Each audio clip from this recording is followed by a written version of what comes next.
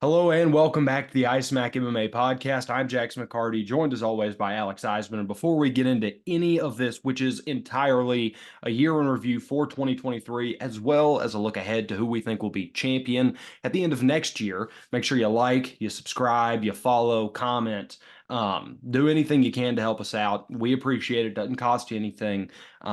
And we're just trying to make sure that you can see us. We're on Spotify, Apple, YouTube.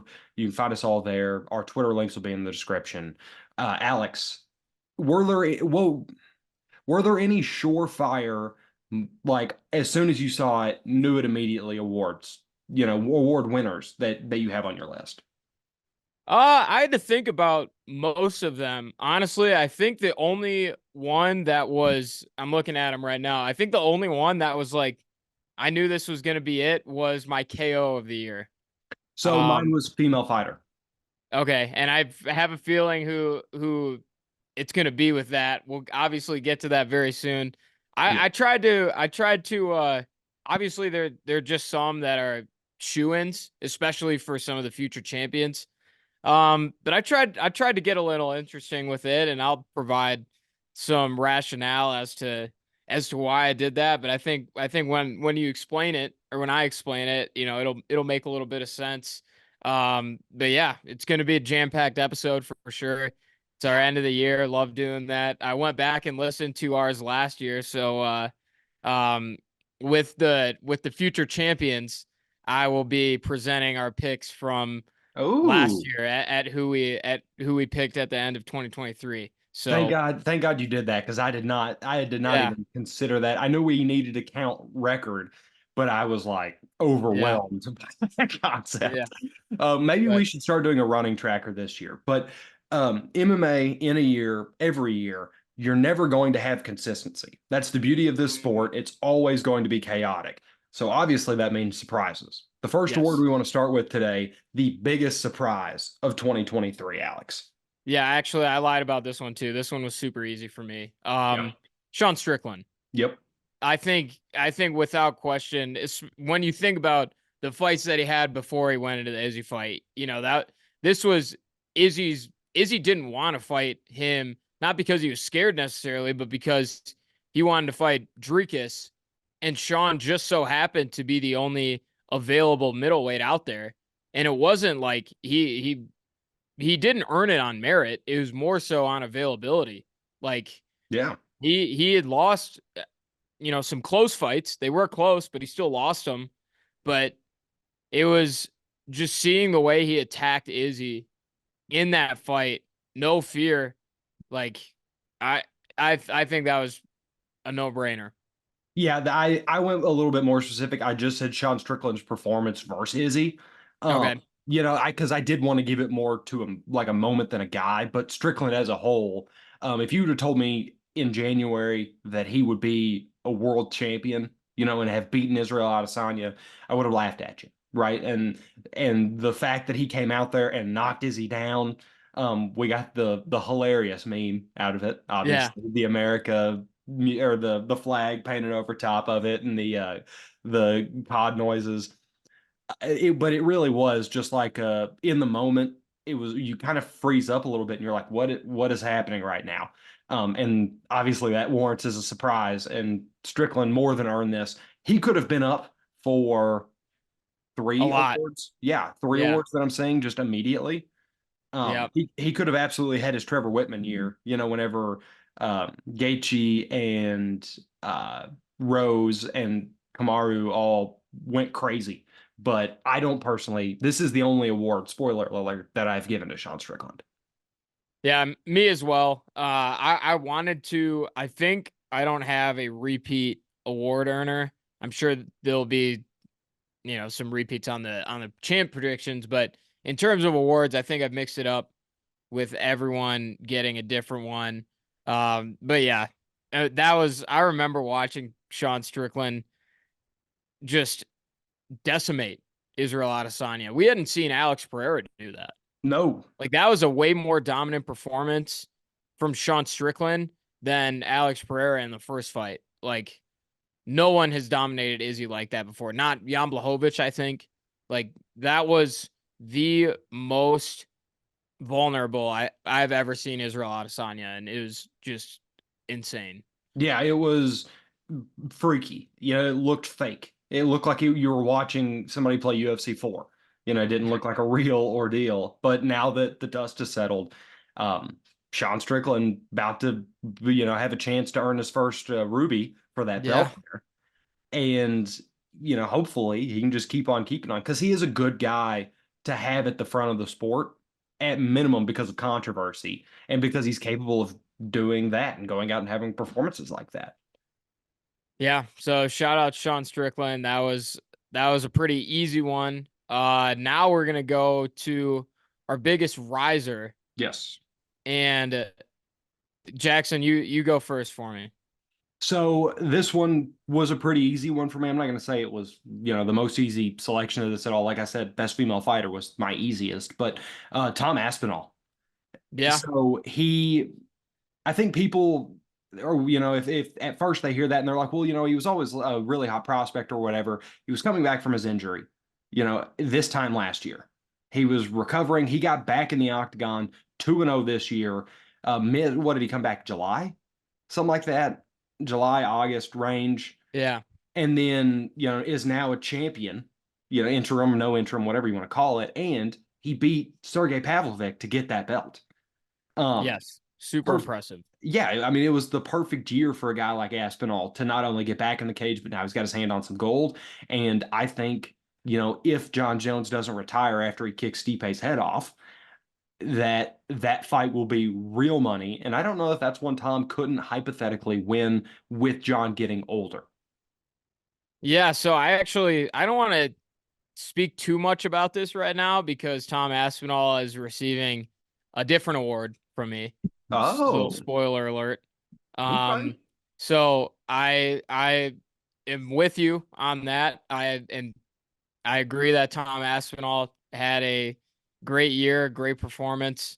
Um, my biggest riser though was actually a little more of a deep cut. And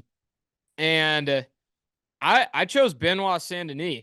Yeah. Um, he I know going into this year, he was never on not on our radar, not on anyone's radar in terms of being a real threat at lightweight.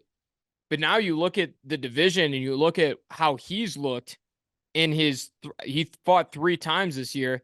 You look at how Saint Denis has looked in his 3 fights this year. He looks super, super dangerous. Like kind of how we thought Rafael Fiziev was going to be. Yeah.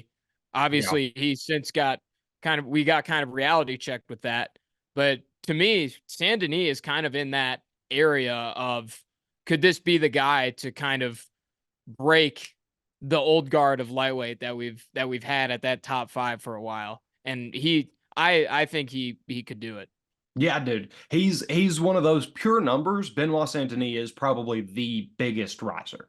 Aspinall was 6 or 5, I think, whenever he was injured. Saint Denis could very well end up top 4 by the end of next year. And if again, similar to Sean, if you told me that he'd be in that range, at first I'd be like, who? And then, I'd be like, no, you're making stuff up. He's kind of on, and I do not mean this in any disrespectful way. He's kind of on the Dricus du Plessis rise. Yeah. You know Well, it's where, not disrespectful. Dricus is about to fight for the title. yeah, Like but like, that's but I think people still associate Dricus with like a not really a title quality guy, but he could be champion because he beat Strong. Because he mhm. had no cardio until he got his septum fixed, and his boxing doesn't look great. Um, So I really do think the world of Benoit Saint Denis, but he is kind of on that similar trajectory, which, hey man, that's big money if you stick the landing. Yeah, for sure. And I think what helps him is that he isn't one dimensional. He's shown he's arguably a better grappler than he is a striker. And Yeah. he has some nasty power in his hands too. Like he's just overall a fun guy to watch. So I thought just being put onto him this year and watching all 3 of his fights, he's looking dangerous for sure. Yes. Yeah, he's definitely one that um is going like this year is going to have been something that you look back on, assuming he continues to build upon it and be like almost like I don't think he's going to get up to Conor levels, but like kind of like those early stages of Conor where he did lose a fight or two, but Mhm. you saw that growth and you saw what he was going to become. Um, so yeah, the next one we've got biggest follower, you got to have the other side of the coin to that. And Alex, I'll let you start this one off. Yeah, this one might be recency bias, but Colby Covington.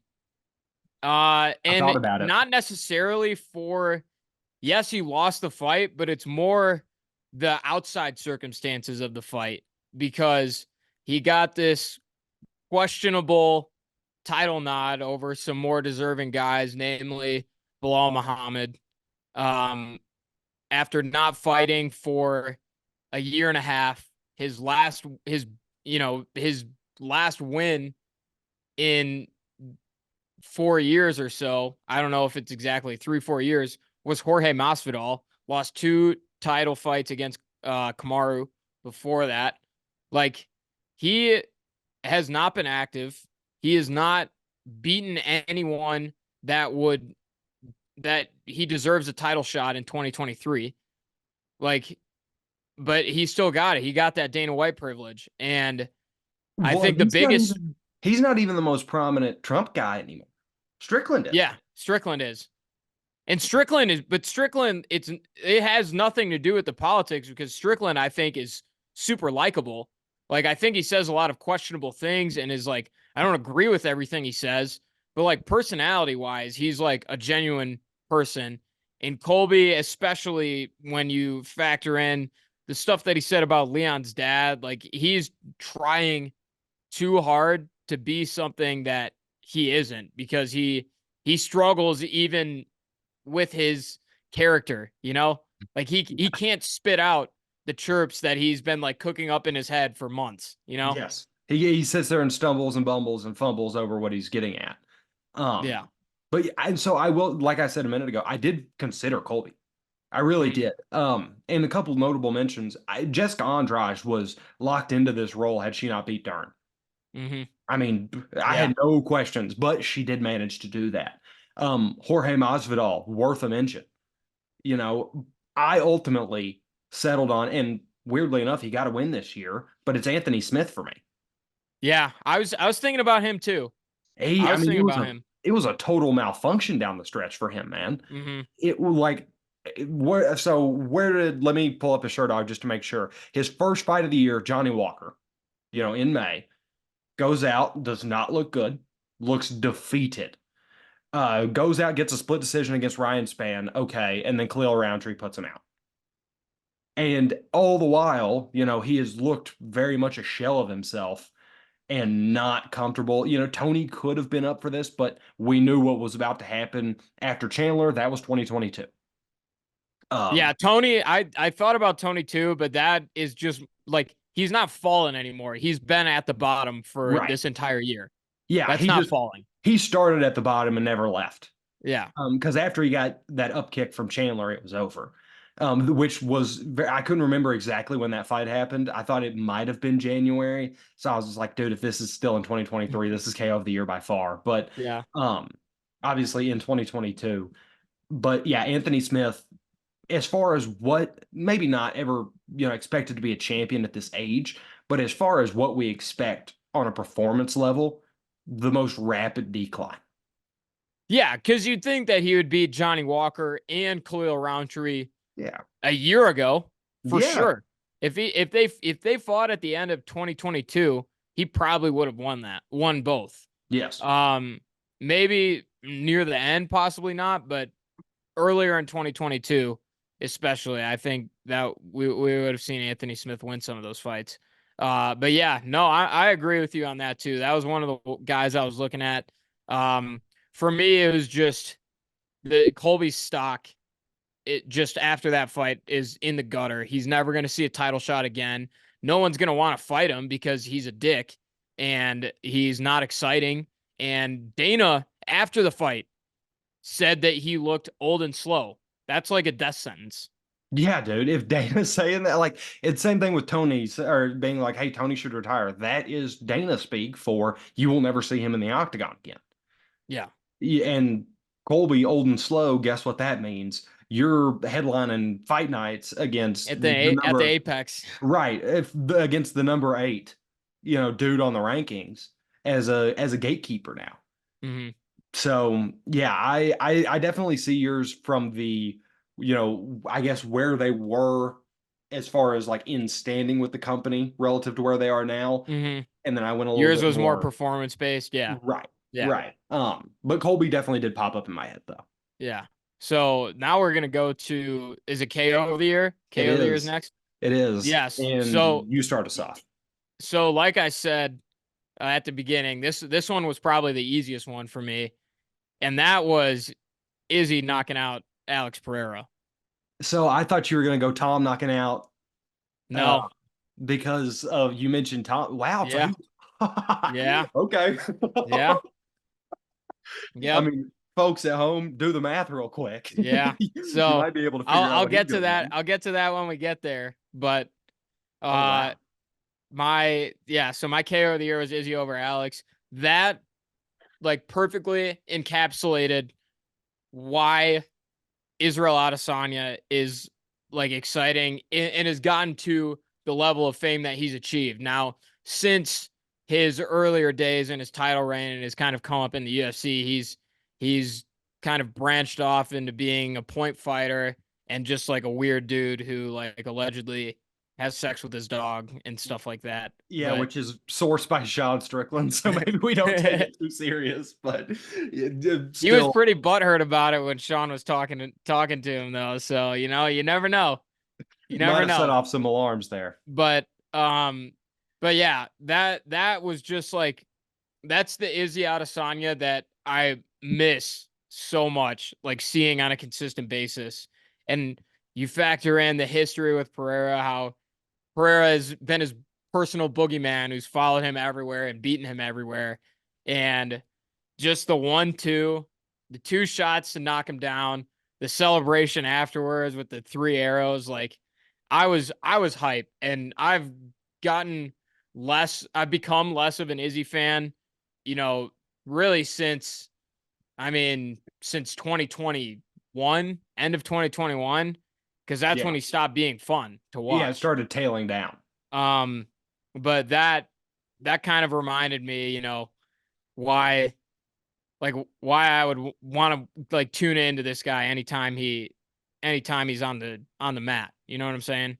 Oh yeah, it was almost like a glance back into what he was coming up in the UFC. Yeah.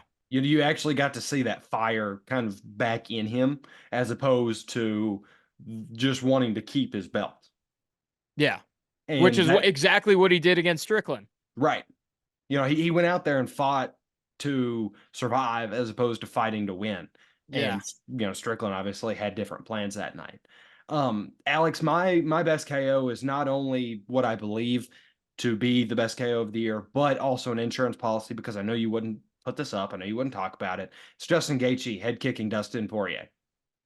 I've considered it. I wasn't Yeah, gonna but pick it, I but like, know. Well, and that was the insurance policy because it was one of the biggest moments of the year because we don't see Dustin Poirier like that. You know what no. I mean? We do not see him get dropped, let alone put out.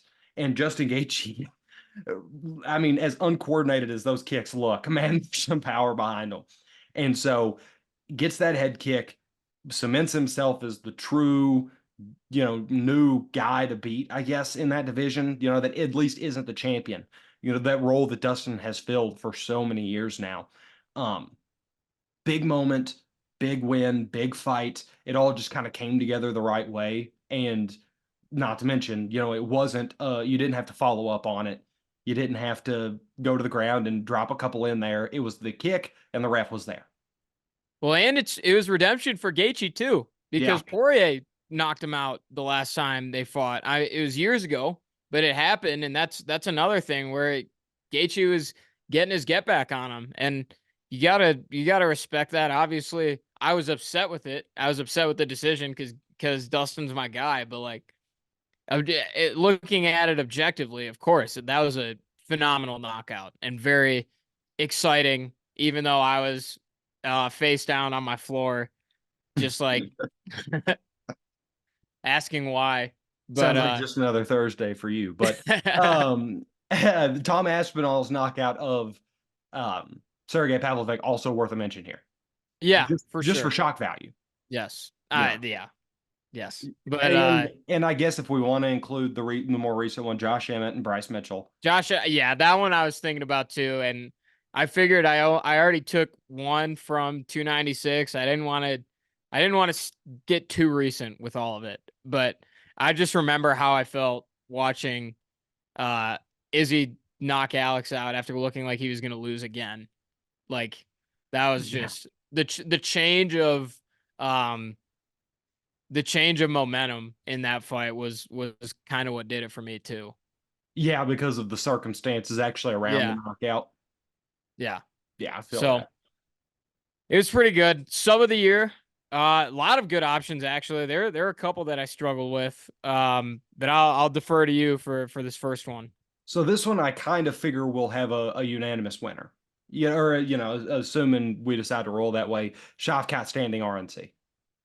That was a close second for me. Okay, it's just the visual there.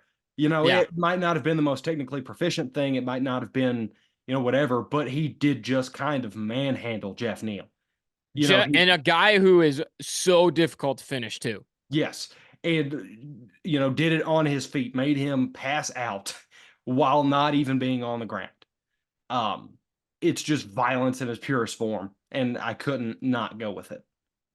And in the third round, trying to keep his perfect finish rate alive too.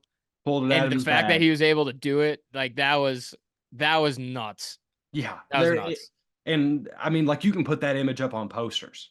Mm-hmm. That was you say it in the NBA. That was a posterizer. It really was, in a sick one at that. Yes, but I'll tell you the one that edged out Shavkat was I feel like you had to expect me to give John Jones some flowers at some point on Yeah, this podcast. And I think another one where it really wasn't super technically pretty, but another one where it's just John Jones has not been in the octagon for 3 years, up a weight class, fighting a guy who you thought would beat him, and not to single you out, but like a lot of people out there thought John Jones wasn't going to be able to hang at heavyweight, especially against a guy as athletic and talented as Cyril Gane. with that inactivity sprinkled in Yeah. there. Yeah. And the fact that he was able to sit him down and finish the fight with a standing guillotine within a minute, like that's just so impressive. And it's a testament to John Jones' greatness as well. But Yeah. like at just how he was able to come back as emphatically as he did against a guy like as dangerous as Cyril Gane and make it look like he made Cyril Gane look like he was coming up on freaking Bellator. He looked like a Bellator prelim fighter He did. against John Jones, dude. Like that's crazy. It was just a mauling, and it like we both kind of have freak of nature finishes for best sub. It wasn't like working your way in there, picking your spot, getting to it, perfect form. It was just I'm just gonna grab a hold of this guy and squeeze him until he can't breathe. Yeah. And I think one that needs to be mentioned that I'm a little surprised, but like not super surprised that wasn't picked, was Grasso over Valentina. And Yeah. I was never gonna pick it because Valentina's my girl, but like that one 100% deserves recognition, honorable mention for sure, because Oh yeah. that was another one that wasn't Grasso didn't even have her arm under Valentina. She just kept pressing her chin back and just squeezing the life out of her, holding on for dear life. Like that was insane too. But Yeah, just somehow managing to get enough strength from the position she was in without the leverage mm-hmm. to make that work. I think, to be perfectly honest, I think that one kind of suffers from too early in the year. I mean, that was the same. That was the fight before John Jones. Yeah. That was, yeah, like that was Damn. literally the fight before John Jones subbed Cyril Gane. Yeah. Two of I the think best naturally subs. when you're doing Yeah. these, you're going to gravitate to closer to time of recording. Yeah. Like when we're talking about like Josh Emmett's stuff, like obviously neither one Hmm. of us picked it, but it's one that you have to mention because it's so fresh on the mind. Hmm. That finish, we've had a second Tina Grasso fight now. Yes, that's So true. it kind of gets buried in your head. Yeah, you're right. But You're but right. no, definitely worth the mention. Yeah. Now we're out of the more specific performances. Of course, fight of the year, but that comes last for us. We're gonna go to best fighter awards, and we'll start with the best male fighter. Yeah. So if you couldn't figure it out from earlier, put two and two together on who my best male fighter is. It is Tom Aspinall. And it's not, I, I don't know how to explain it because like I want to do, he was on the table for best riser for me for sure. But you think about not only did he come back from injury, he won a belt. Like that is worthy of best male fighter because he is a champion and really like he is kind of the heavyweight champion because John Jones is injured and also allegedly retiring after the Stipe fight. So I kind of see Tom Aspinall as like the heavyweight champion and John Jones is going to take this legacy fight and end his career on top. Maybe it doesn't happen, but that's the way I see it right now. And on top of that, he beat the boogeyman of the division. Sergey Pavlovich looked completely unstoppable for people were saying Sergey Pavlovich would beat John Jones. Like he looked like a complete monster. And I picked against Tom Aspinall in that fight. Like I had hand up on that.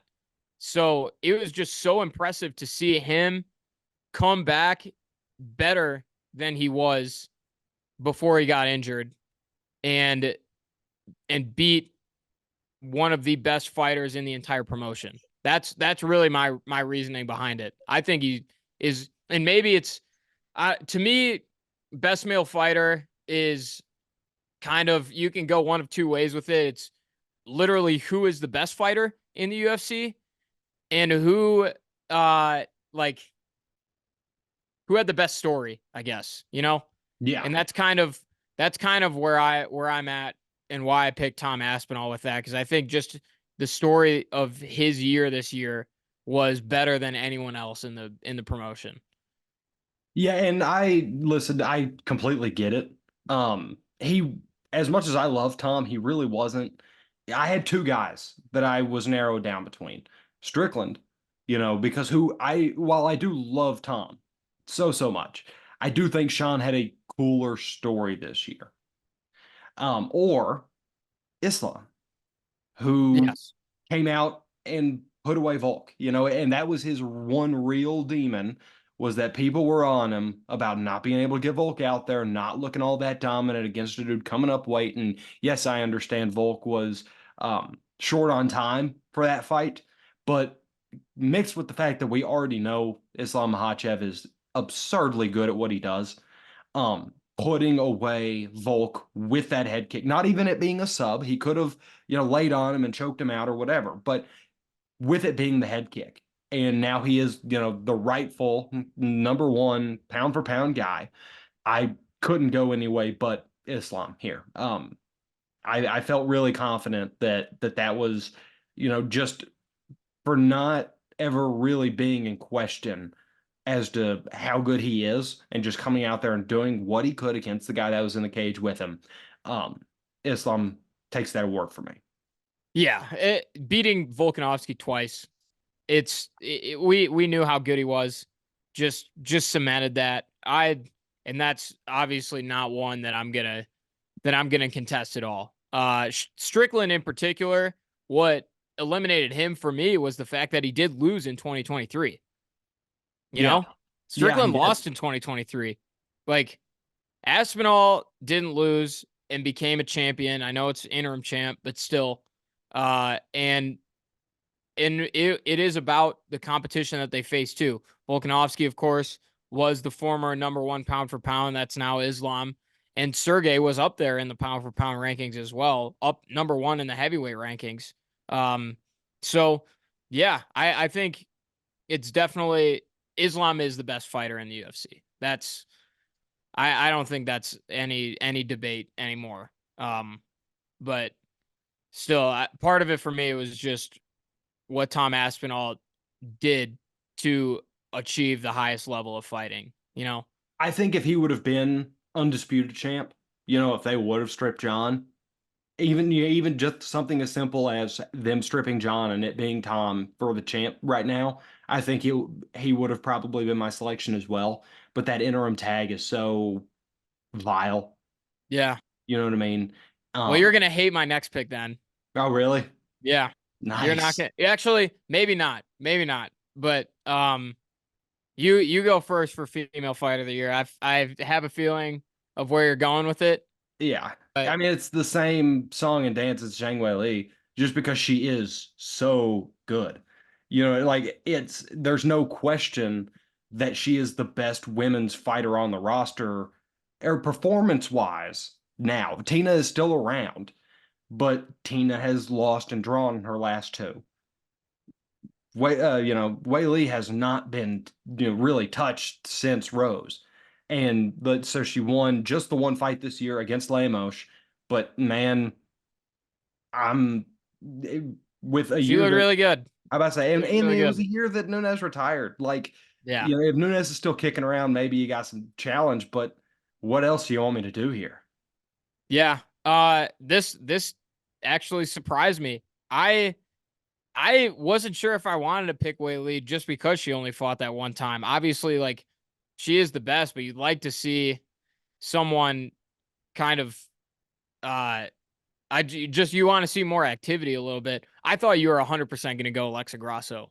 Um I thought about it, but like even the draw, like it does kind of diminish things. that's where I was at too.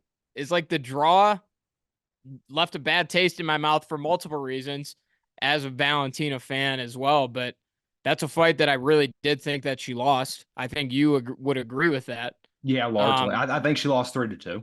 yeah, but so with those two factors playing in, you got to take someone who's not a champion and who has looked better than your girl, Aaron Blanchfield. Like, Trust me, man. I know, but it was similar to Islam for me here. I wanted to take Aaron. I thought about it. I really did. But it was like, man, Whaley is just who she is. yeah, She's and just so good. yeah, she's unreal. She is unreal, but She's Frost or sorry, You're good. Blanchfield. Blanchfield, yeah, Blanchfield beat Tyler Santos, who arguably beat Valentina. So she's like, I know we're getting really into like the weeds here, but like that means something, and especially when you think about how wide open bantamweight is and how she has set herself up this year to become a possible two division champion. I know she hasn't gotten there yet, but she is now going to be in consideration for titles at multiple weight classes next year because of Yeah. what she did this year. I think you could argue it's a disgrace that she won't have the opportunity to win it in February. Yeah, seriously. Yeah, To go Pennington and Bueno Silva there. that is so uninspiring. Bueno Silva, I think, should be there. Dude, Raquel Pennington, really? Yeah. Really? You could have, I think that you could have Juliana Pena and you could have Blanchfield before you put Pennington in. Like, Yeah. even as a Pena We're not Pena enjoyer, haters. right? Yeah. And I don't even actually, no, I'll call myself a Pena hater after how she talked about Nunez. Yeah. But even with that, it's like she could absolutely be in the title fight. Yes. Um, but yeah, I mean, I appreciate you giving fighter of the that hey rising star first fighter of the year Yeah. award. No, that's Well, props to you. and I gave one of your guys best sub, so Yeah. we're kind of patting each other on the back for these Yeah. awards a little bit, but um, definitely, I mean, those were the two only options for this award. Mhm. because the women's weight classes right now are pretty starved. There are But only two champions. We don't yeah, even have a third champ. well, and dude, don't be shocked if Aldana comes up next year. Yeah, seriously. She could. If we had a best female fight, like instead of just fight of the year, best male fight, best female fight, it's that fight. Hands down. Hands down. It's not even close. Yeah, and deserves. Obviously we're getting to it before too long, but it at least deserves mention. It's not my winner. I don't figure it's yours, It's but not mine either. should be spoken about for sure. Um, but before we get to fight of the year, we got to talk about card of the year, Alex. Yes. We had Do some you want me to bangers. do you want me to take this one first? Yeah. Okay. So my card of the year, I'll continue with my John Jones glazing here. What's It's it's it's 285. That we were going into 285 saying it's a card of the year candidate, and top to bottom, it brought everything that you could have asked for. Early prelims was Ian Gary, after getting knocked down in the first round, coming back and finishing Song Kanan, which and we've seen how far he's grown. Obviously, he has a whole lot of other stuff going on right now, but it was kind of the start of Dricus's rise with his win over Brunson, with his knockout win over Brunson, because then obviously he smoked Whitaker, which who saw that coming? Yeah, for real. And then the main card was awesome. Gamrot Turner, I think, was kind of a sleeper. I lied. That was Turner and Hooker. But still, that was a close fight. That was the Shavkat finish. That was the Grasso finish over Valentina. And then the John Jones finish. We literally saw the three best subs of the year, I think, on the same card. Yeah. Yeah, I mean, just an aggressively good card. Yes. And four of the 5 fights were finishes, and they were all subs. Like that was like, well, I don't know if we've seen that since we've been doing this podcast, but like arguably because our two subs of the year were on that card, and then the third that had to be mentioned was the co-main event. Like that is impressive. Yes. And that's one that fortunately has withstood the test of time, because people still talk about that card despite the fact that it happened early in this year. Mm-hmm. You know what I mean? Like kind of what I was talking about earlier, where you start to get blindsided by what's happened recently. People still are like, oh my, like they still recall those moments. And that is so important to the value of a card. And, that's part of what happened with the card that I ultimately am selecting with 290. Yeah. Volk. International Fight Week. Yeah. Well, and Volk, anytime he's out there, it's going to be something memorable. Went out, did just that against Yair. Made Yair look a little silly, which does not happen lightly. Well, and Volk is not really a finisher. He finished that fight. Yeah. Like as good as he is, I think the one knock that he's always had is the fact that he doesn't have the finishing ability that a lot of other good champions have. But he did it there.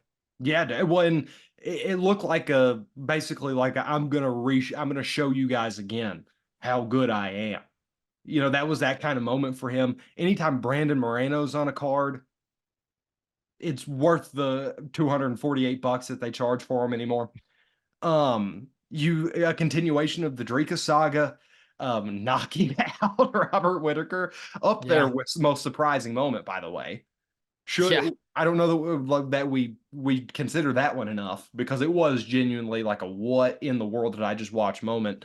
You get Bo Nickel on there, just a guy that you want to have on these cards because, for one, finished a dude in 40 seconds, but for two, going to be a valuable name to remember. So whenever he goes out there and puts on big performances, valuable. Dan Hooker looked like Dan Hooker again.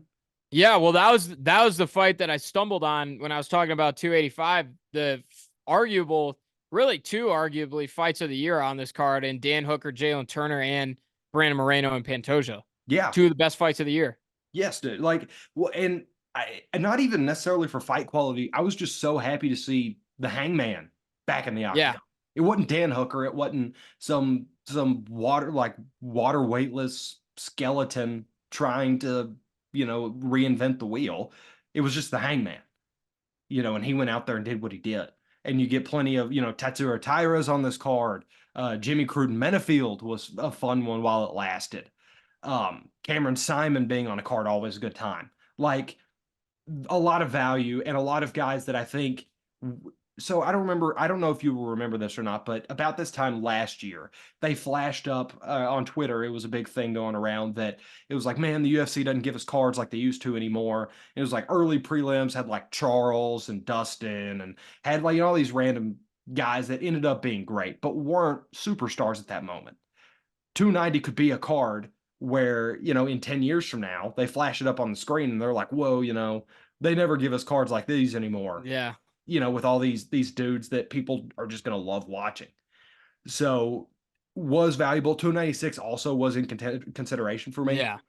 Recency Very, very bias. good. Um, but yeah, that main event, like we talked about this a little bit before, the main event kind of spoiled milk there.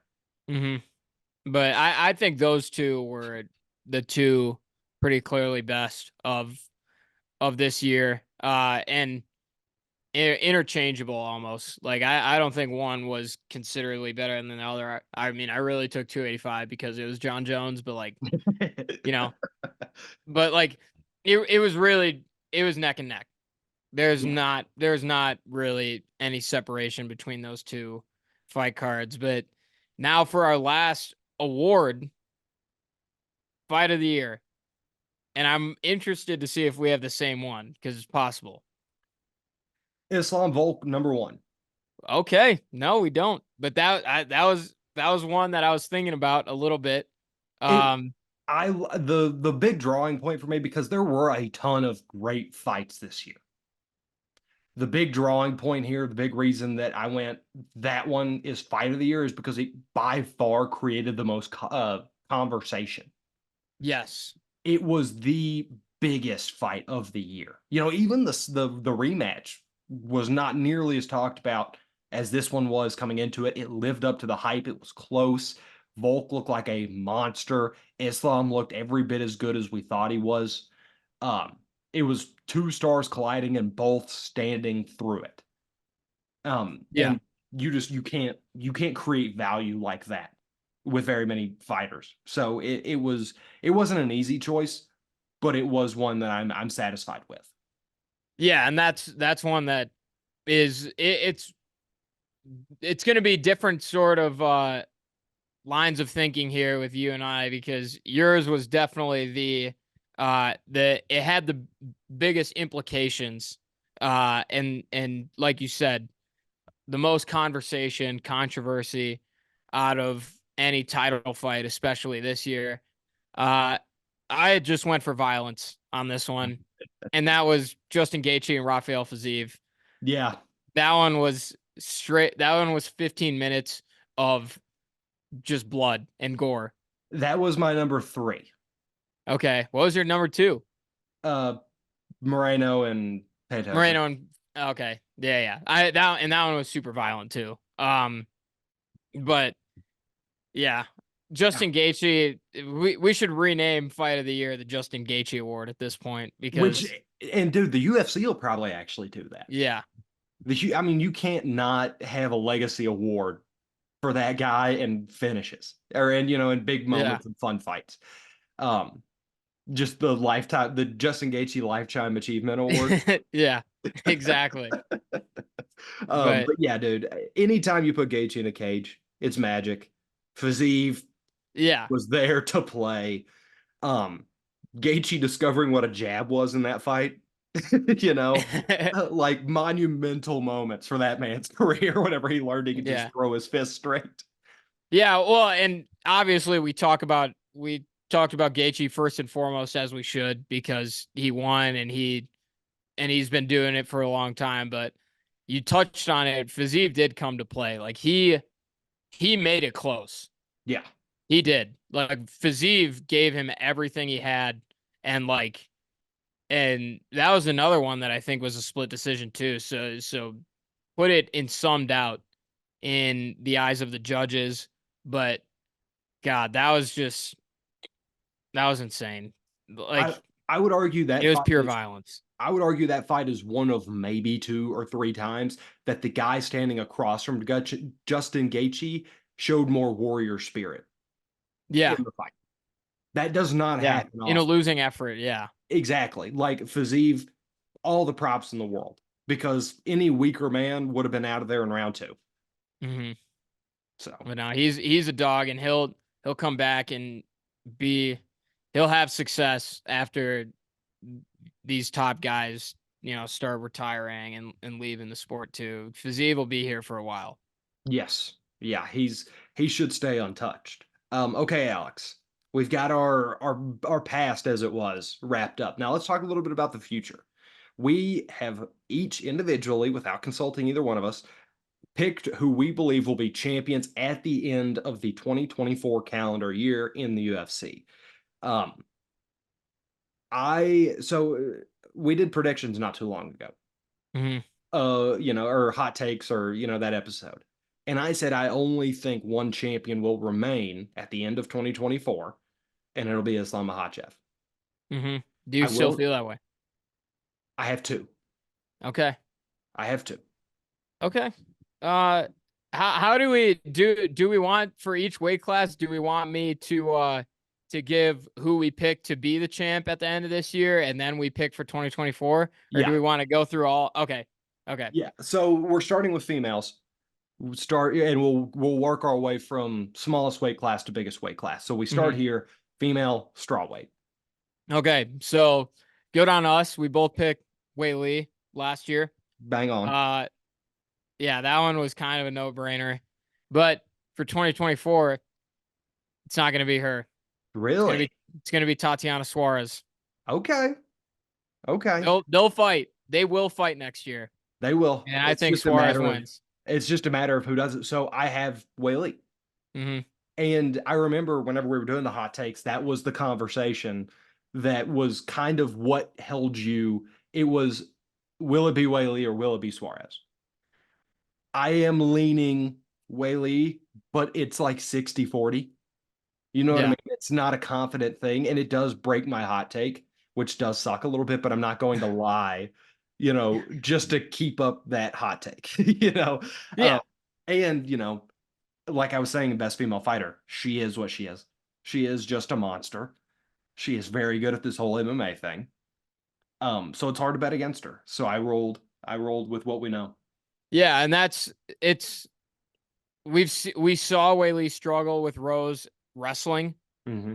and because that's Tatiana's strong suit, and she's been so good and so dominant at that, uh, I imagine that's probably the avenue she'll go. And Whaley has gotten a lot better though. So Yes. that battle on the ground is going to be super exciting to watch, and we'll get it eventually. Um, but yeah, I don't think there's even anyone else in the class that can be considered for it either. No, if Suarez doesn't take it, it's Whaley's until further notice, and vice Yes. versa. Yes. We could see these two women just trade the belt back and forth for the next 2 or 3 years. Yeah, it's possible for sure. We could get a Moreno Figueiredo situation going on for sure. Yeah. Yeah, and I think that's probably the most realistic outcome for this weight class if the belt is to change hands. Hmm. Um, Yeah. which is so absurd. Please Yeah. sign more straw weights. Let's rejuvenate this division a little bit. With this next one, women's flyweight, or who did we select at the beginning of the year? We both took Valentina, That's unfortunate. and we got robbed. Yeah. We got Yeah. robbed. So we're 1-2 already. One on one. Oh yeah, 1-1, One sorry. on one. Yeah. One of two is what I meant to say. Yes. Um, do you have a retention here? No, right? You know who I'm picking. Okay. You know who I'm picking. And I think Valentina won the last fight. I don't know if she's gonna immediately fight Grasso next. Um it seems like there's some interest between in with Wei Lee fighting Grasso. Yeah. But I think after that, you got to give Valentina another crack because she is the rightful champion. after the last fight against Grasso. I will never ever let go of that. Should and will are two very different things. Valentina should have the next fight. The company needs more fresh faces in the women's divisions to draw fans into it. Erin Blanchfield's going to take that title, and I don't think we get her versus Tina until the beginning of 24. Okay. That's fair. And that Or 25, sorry. yeah. Yeah. Next year is 2024, right? Yeah. Oops. I don't think we get that fight until 25.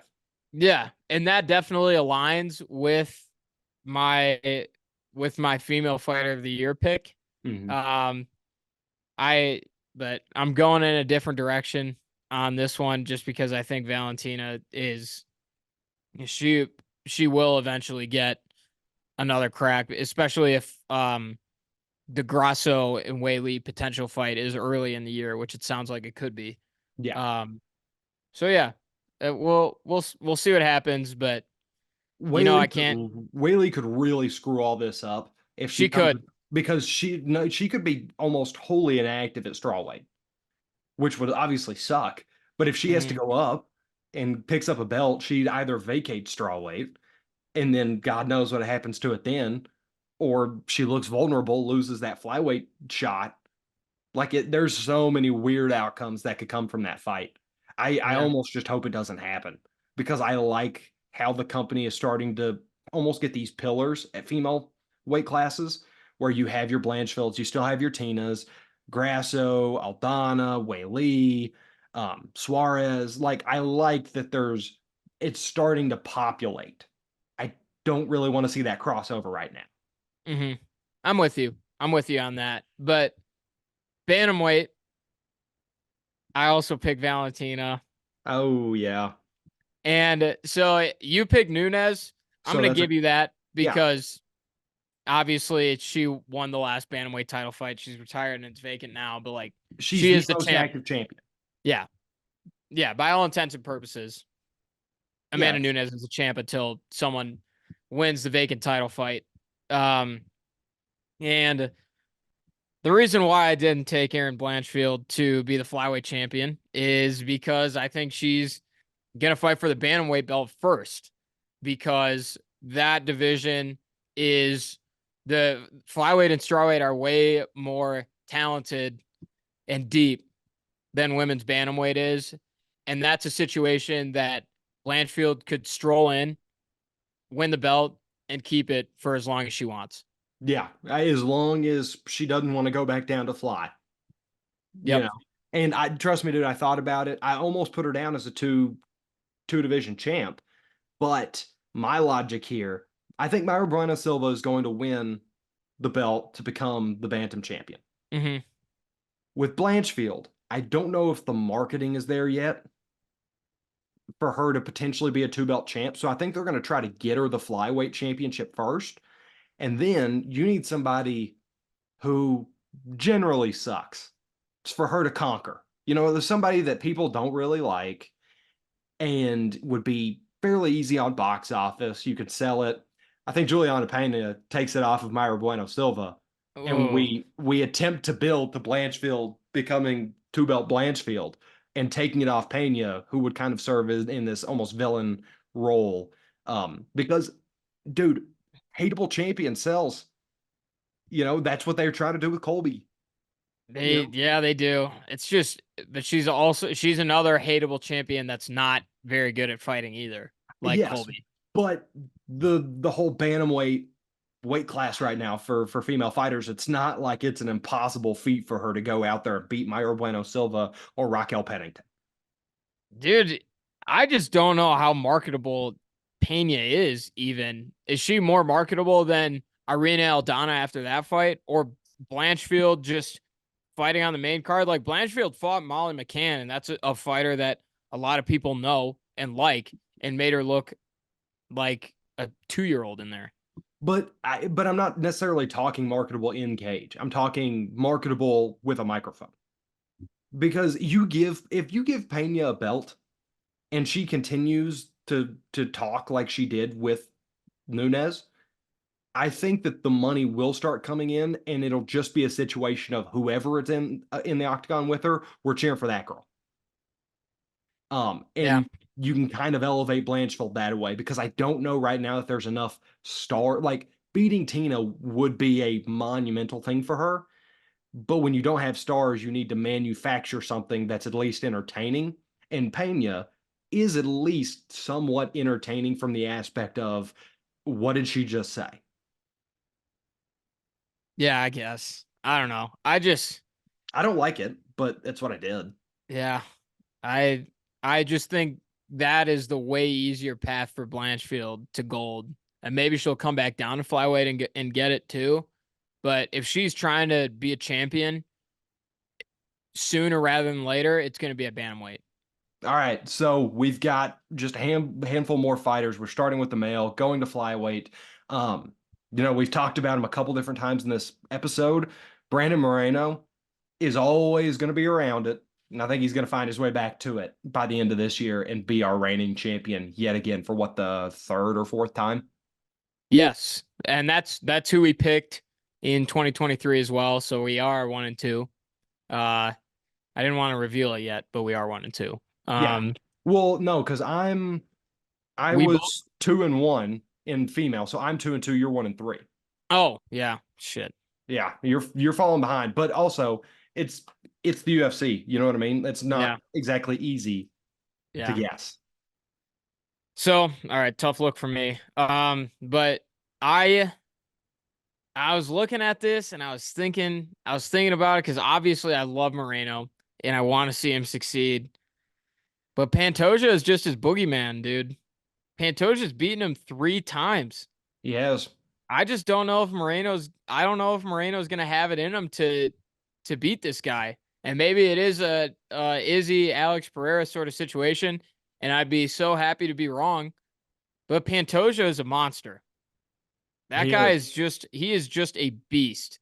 And I don't see anyone in this next year being able to pry the title away from him. And so I'm more of the belief that flyweight is such a volatile weight class that it's always going to be a toss up unless you have a Mighty Mouse.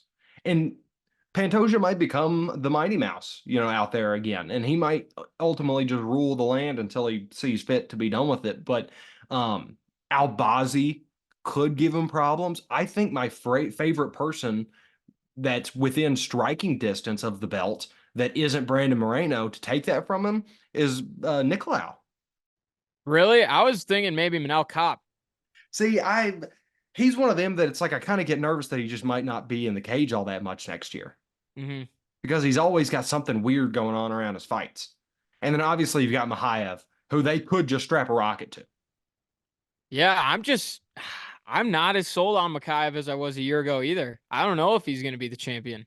I think he's still very much a championship contender, but yeah, it might not be within this next 12 months. Definitely not in 2024, I think. But I didn't love how well Bozzy looked against KKF. He probably lost that fight and got a favorable decision.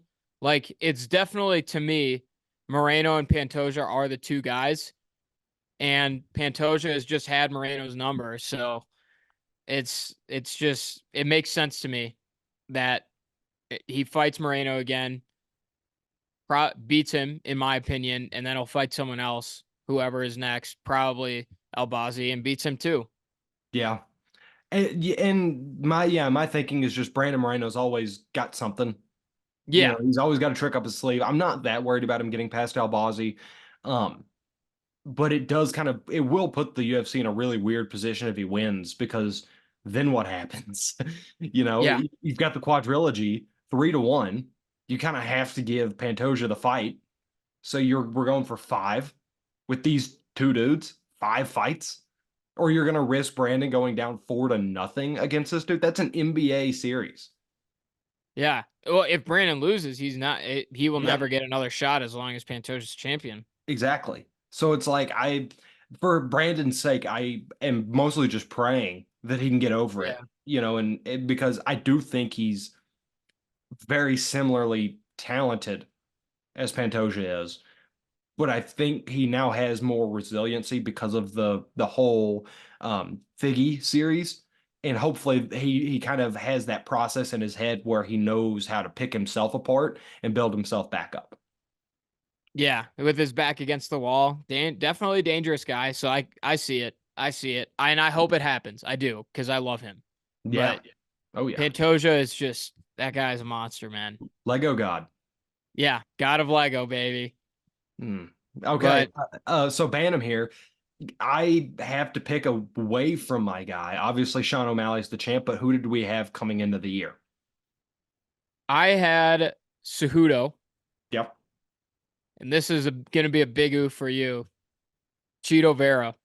Mm, that's unfortunate, isn't it? Mm.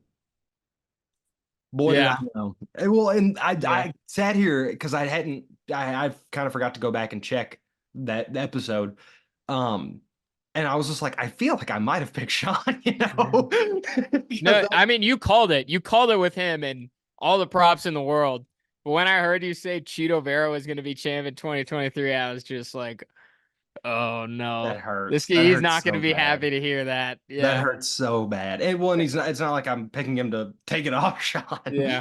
It's No, I'm I not. won't either. No, I'm not predicting Sean to lose, but I am predicting him to inevitably lose it to Marab after Marab beats Cejudo. Yeah, so we're actually in agreement on this one. I think Marab is he's the champ in waiting. He's looked unbelievable. The what he did to Piotr Jan will forever be burned in my brain. And I'm a little surprised that we didn't differ just because there are so many good guys. I was strongly considering actually Corey Sandhagen. I was But I think Sean wins that. I was really, really thinking about Corey for a little bit. I think Corey would beat Sean. Um, I I just don't. don't see. It would depend on the timing. And if Marab gets that title shot, he's gonna get it, and he's not gonna let go. And that's what I'm kind of banking on here is that Marab just gets his title shot because he's just better. If they hadn't set this up as such a clear title eliminator, next guy up fight, then I would have just picked Sean because he's gone on record and said he's looking for the easiest fights that make the most money. Hmm. Cejudo and Marab do not fit that bill. Cejudo was a notable non-draw. Marab, it's like Yeah, the investment's not really there with him. So he could have fought Cheeto and then, called on Garbrandt for all I know. Like, or Dom Cruz, or, like he could have just as easily picked at whoever random that still has some draw power. But I think Dana is going to force Sean to fight Marab, which will ultimately be the downfall of O'Malley as champion, at least for the time being. yeah, and it's just so long overdue for Marab too. Like Oh yeah. he's been waiting. You talk about how Bilal is the most deserving at welterweight. Marab even more so, I think, than Bilal. Well, yeah, because he was a forced bridesmaid for so long because of Aljo. Hmm. Aljo just kept talking about, oh, I'll move up soon, buddy, and then just wouldn't. And now he's finally gone. He's finally off the perch, but we're still having to wait for Tito Vera to fight. Unbelievable. Yeah, it's ridiculous. Marab should be champion, no matter how much I like Sean O'Malley. Marab should be and will be champion by the end of the year. Yes. So good that we agree on that one. We're going to agree And here. we are not going to agree here. I knew that was coming. The good thing is we were both right about Volk at the end of last year, though, which was kind of a no-brainer. Yeah, I'm gonna keep him as the champ. I know you're taking Ilya, and you're right. we've had this conversation countless times now. It's just gonna come down to that title fight in February, I think. Yeah, I've got Ilya. I mean, you know it. Everybody knows it. We don't even really have to go too in depth with it because, like you No. said, this and making fun of Ihor Pottiera and then Dana White hitting his wife are like the three most talked about things on this podcast. Um, Unquestionably Ilya for me. Or, well, not unquestionably, it's going to be a close fight. Volk's going to do what he can, but Ilya for champ. Well, we will. The good thing is we'll know sooner rather than later if who's right between the two of us. Yeah. Do you just want to say the lightweight champ at the same time? Because I know we got the Yeah, same. Three, Islam. two, one. Islam Makhachev. Yeah. Yeah, It's. It, I no mean, one's taking that from him no, anytime soon. no. He was my fighter of the year, best male fighter Yeah, of the year, because he is such a demon. yeah. He's no one's taking that from him. So we both picked him last year for what Yeah. it's worth. So I'm back up to 3-3. You're 4-2. Yes. Um, I think we're about to have three in a row here. yeah, it's possible. Welterweight. So welterweight last year, I picked Kamaru. Yeah. You picked Hamzat. Okay. So I'm 3-4. You're 4-3, Yeah. right? And do we think it's going to be the same here too? I think so. Shavkat. Shavkat? Yeah. Yeah. Yeah. Oh my God. I'm looking at this list. We might actually have four in a row because I think middleweight, for as wacky as it might look right now, I think we might agree. Yeah, Shavkat though, if they let Bilal fight Leon, then Leon might get through the end of the year on inactivity. That's true. But do you think Bilal beats Leon? No. I don't either. And that's what, because Leon has not been the most active No, he hasn't. champion. Like, He so he hasn't. might be champion. He did fight twice this year, though. He did, but it was the rematch against Marty. Mm-hmm. And then at the very end of the year, sneaked in that last one against Colby. Still twice this year, though. So I'll give him the benefit of the doubt on that. And I think some of the inactivity was because the UFC wanted to wait for Colby. And so maybe it picks up a little bit. But after Bilal, it's clear cut that Shavkat will be next. And they might even pass over Bilal for Shavkat. Yeah, that's true. That is true. We really don't know what's about to happen with that weight class. Personally, I like Bilal. Well, that's a stretch. Bilal has earned his title shot. Shavkat has done just as much, but way more impressively to earn his title shot. I don't know that I could justify picking Bilal for the next champion, or at least next champion fighter, over taking a Shavkat fight in April. Yeah. But here's the dark horse that could throw us all off that I strongly considered was Islam too. Yeah. Islam has talked about moving up to 170, and that I think could throw our timeline for Shavkat off a lot. I think he wants to get this Charles fight done at least first, and we don't even have that booked yet officially. No. So that will kind of throw a spanner in the works. And so like Islam will probably be who I project to win it whenever we're doing this video in 12 months. But for right now, I do think, because he's also not a super active guy. No. Like he likes to take his sweet time. So he'll probably be welterweight champion at some point, and he'll just be able to rip it out of whoever's hands. But for now, I do think he'll stay in lightweight on his schedule, at least for the next year. Yeah. Right. Yeah. I imagine watching Islam fight Shavkat. Oh. Is Islam not taller than Shavkat? I think Shavkat's 6'1". Okay. I don't know if Islam is that tall. Shavkat's kind of tall. Yeah, I feel like it wouldn't look like one dude was coming up a weight class. Yeah. What is 70 inches? 6 foot even? Yeah. 12 times 5, 6, or yeah, 12 times 5 is 70. Or so no, that's 60. What? So he's 5'10". Yeah. Shavkat is, or Islam is? Islam is. Yeah. Shavkat is above 6 feet. I'm 95% certain. Can I just say real quick? I was doing math that did not make sense. I did that math and was just like, oh yeah, that's 5 foot. Like, I don't know. Join the club. Yeah. Join the club. Math is hard. Well, and screw the UFC for putting their height in inches instead of feet in inches. Yeah. Yeah. Don't make me do math. You you've basically giving us CTE by proxy from watching all these fights. Don't make it any harder on me than it has to be. Yeah. Okay, so we agree on welter. Do we agree on middle? First, who did we have coming into the year?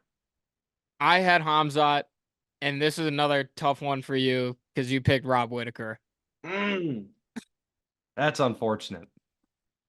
Little did I know that Dricus du Plessis would take his It was chin. gonna murder him. Jeez, Yes. dude. To be young again, to be back in the year of or December of 2022 and just not know what was coming. So I'm down to Oh, 4-4 and you're 3-5. yes. Ooh. So are you repeating your pick? No. Is that are you Yeah, on the I'm taking your Hamzat pick. train? Yeah, I'm taking Okay. Hamza. Even though wasn't all that impressed with his Marty fight. Oh, Yeah. are you taking Marty? There Yep. you go. I like it. Yep. I think if that fight was 5 rounds, he wins. Yeah. And he won't get another title shot as long as Leon has the belt. With how he fought on such short notice against a guy like Hamzat, a full training camp in 5 rounds, I think he wipes Hamzat, to be honest. I was not sold. Hamzat looked great the first round and maybe lost the second, definitely lost the third. Uh yeah, dude. Kamaru is still that guy. He is still that guy. And we both know that Sean Strickland isn't going to be champ at the end of next year. Kamaru earned brownie points with the UFC 100% for taking that Hamzat fight. And while it may be Hamzat next immediately at middleweight, or I guess Dricus is next. But Kamaru might fight one fight at middleweight and win, and then he'll get his title shot at the end of the year. And whether it's Hamzat or whether it's anyone else, I think it's Kamaru. I so Marty is a really good shout. The thing that gets me, the knees aren't getting any better. Eventually those are going to snap. Mm-hmm. Like his knees are just brittle. And for two, that chin going up a weight class with Hamza being able to actually prepare for him, because I know Marty is fresh off the couch, but he's also one of the more well prepared guys in the company. He takes this sport very serious. Hamzat, not nearly as much. So whenever you throw a spanner in and you get a new opponent that short, I think it does kind of mess with him more than maybe it would mess with Marty. So I'm gonna take Hamzat on the pure just violence of it all, because eventually whenever you start getting old and those knees are going and you get slept and like you are just kind of going to get past. And maybe it's not this year, maybe it's not for another 4 or 5 years, whatever. But I don't know that Marty's next 12 months are going to be as good on his body as maybe is needed for him to become a champion in a higher weight class. That's possible. He is 36. He is pretty old. Yeah. But I just think a 5 round fight is going to be Hamzat's kryptonite because we've seen him fade now in several fights at the end of the third round. I don't know I don't know how good he's going to be when he's got an extra 10 minutes in the octagon against in Kamaru's case a guy who has phenomenal cardio, phenomenal um endurance. So, And knows the champ rounds like the back of his hand. yeah. Um, Yeah. mine's mostly for the violence of it all. I don't think Hamzat is a long-standing champion. Somebody will come and knock him off his perch, be it by outlasting him or by finally putting him away.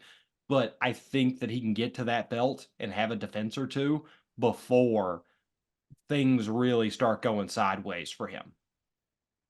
Just And on pure wreckage and carnage, like what he was doing going up the ranks. yeah. And I'm super high on him, so that it wouldn't shock me. Yeah. It wouldn't shock me. Because he is super talented. But so is Kamaru Usman. Yeah, very That's much. a fact. But Yeah. light heavyweight now. I took Yuri. You took Ankalaev. Okay. I Um, don't hate it. yeah, I but don't think anybody really expected Pereira. Poetan to be Yeah, moving up. Yeah. yeah. Um, so do you have a repeat champ here? I don't. I want you to go first, though. Jamal Hill. Let's go. Jamal Oh Hill. yeah, man. Mostly because I don't think that they'll get the Yuri Jamal rematch in time. Or not rematch, but the fight that we should have had. Um, I think we probably get Jamal versus Alex in like May, maybe June, May, May something. might be a little early. I was thinking closer to June. Yeah. Yeah, I somewhere in that ballpark. I obviously I don't know really exactly where Jamal is, but I know that he's at least back in trash talking mood, which means he's probably getting relatively close. And I do think he's just so smooth. You know what I mean? Like Mhm. he's just so clean. Um And and he's gonna get to walk right back into a title shot, which is it's yeah, nice to have that guarantee of knowing Jamal will be fighting for a title next year. exactly. And with Poetan, I think it's a lot of it would now don't get me wrong, his technique is very good, but it's a lot of trying to scare your opponent. And it's a lot of more mental games because it's like this guy looks like a Brazilian prisoner and walks around like a Greek god. Um, Whereas Jamal, I don't think that those things are really going to matter to him. You know, Mhm. he was talking to Yuri, and Yeah. Yuri's arguably scarier than Pereira is. So I think Jamal comes back in, takes that belt, and then probably in 25, I'll be predicting Yuri back with it. I think Jamal would be Yuri in a hypothetical situation, but Well, and maybe post injury, Yuri, where his age is at now, Yuri, you might be right, but I do still have those memories of the spinning elbow yeah, and the the monster. Glover fight. Yeah. Exactly, like Yeah. that's a hard thing to shake. Yeah. But that was that didn't take very long. No, no, there was no argument to be had there. Yeah. And to close it out and bring our record from last year to 500, I took John, you took Cyril, Mm, and we push we push. for 2023. Well, that's a satisfying ending. Yeah. Yeah. I thought one of us was for sure going to have a catastrophic outcome to this No, because I was just waiting for somebody to be well, I mean, which I had probably the worst. I had the two worst predictions. those were tough. Those were pretty tough. Yeah.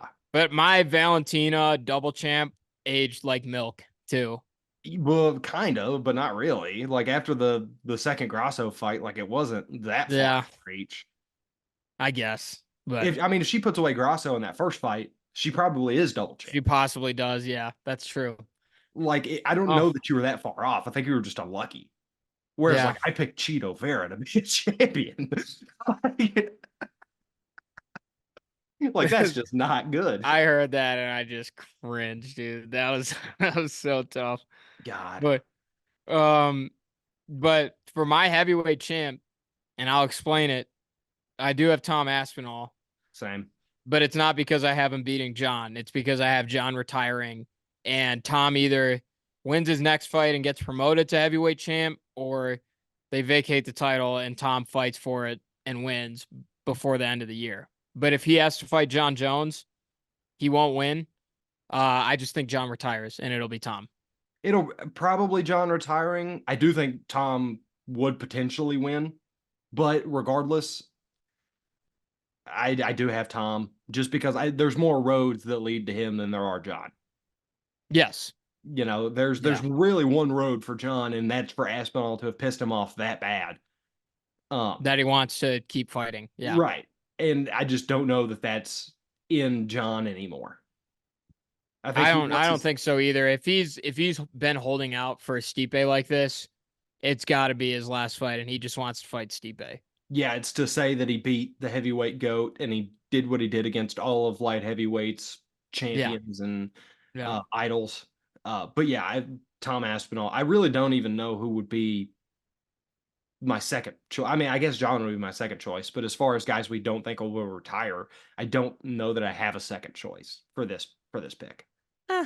Sergey could probably, if Sergey wins a fight against like a Cyril Gahn.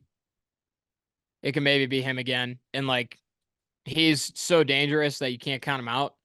But we saw what Aspinall did to him. I don't think it's much of a debate, to be honest. And I still think it's a scheduling issue. Because Yeah. at minimum, you have to wait out John versus Stipe. And Yeah. so, I mean, like, I think my third option here might be Poatan.